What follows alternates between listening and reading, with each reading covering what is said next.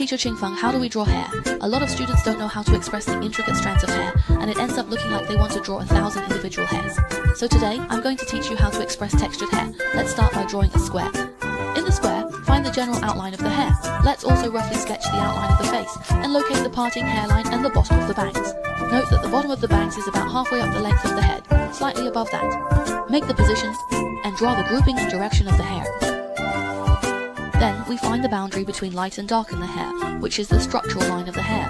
When observing the hair, we need to make it appear that the hair is composed of blocks of light and dark colors, rather than a complex network of hair. In this way, the hair based on the light and dark relationship will have such a sense of volume. Otherwise, the hair will look very greasy, and like it is stuck to the scalp. The light comes from the top of the head, so see you tomorrow. The lower part is mostly in a relatively backlit area, right? So we need to darken it overall. Besides the top circle that is illuminated, the two strands of hair flying out from the sides of the ears also catch a bit of light. Use a nail pen to apply the same tone we just used. Make it softer as it blends.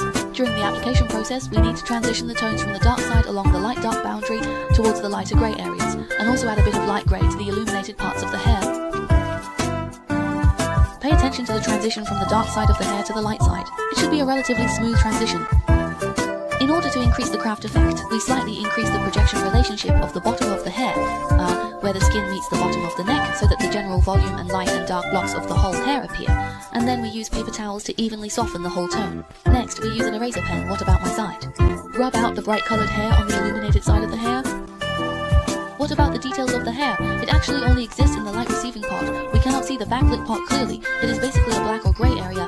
Then we use hard stick to depict the direction of the dark hair on the bright grey side. The carbon pencil is used to depict the gaps between the bright strands of hair. The bangs and some small details on the edge of the hair's outer contour are actually the soul of the entire hair. We need to draw them out so that the entire hair will look more agile. As for the bottom of the hair, there are actually relatively few details because the whole thing is in the dark. Only at the end of the hair there is a curve that curls inward. Small details. For the eraser pen, just lightly erase the inward curve's direction, and then use another tool to slightly depict the details at the bottom. Finally, for the highlights of the hair, we can use this white pen to brighten them up a bit more, enhancing the hair's luster. And just like that, we finished the prototype version of the hair. Isn't it simple?